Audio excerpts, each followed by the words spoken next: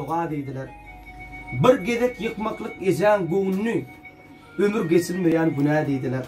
Dağları, bağlar bereyen kuşlar her nece geçti de tomuz sırkıslar inesinin yatan hüvurt gözünü hiç haçın, hiç vakit unutmamışlar. Gürletemmer akılların adından adamlar hiç kimsin çıkarmasın yadından. Dürüya dünyanın ehli zatları gün sökleti bilen enes yüzünden. Sağı kam kulağım ağırdı benim. Şeyli bir ağırdı kulağım benim. Bir gün sağdı ölün. İnem öz süydün. Doğuş oldu dermanım dilerim benim. 90'ın 10'undan giyiriptir ecem. Misli ömür yipin duyuruptir ecem. Bisiren çörüğü şeyli tamamlı.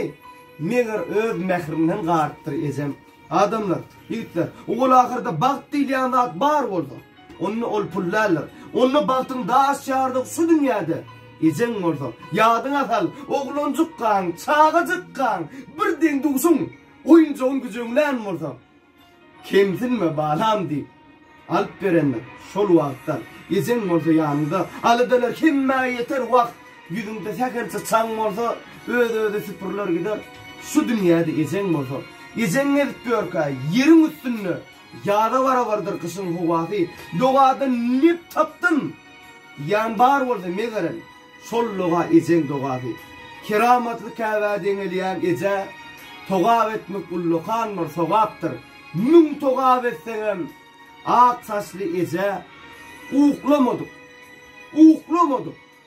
Bir giyzerine zoğaptır diyor. Giyzelerine yatmadı, ak fikir, ulardan kâvelerimizin ömrünü olsun. Canım sen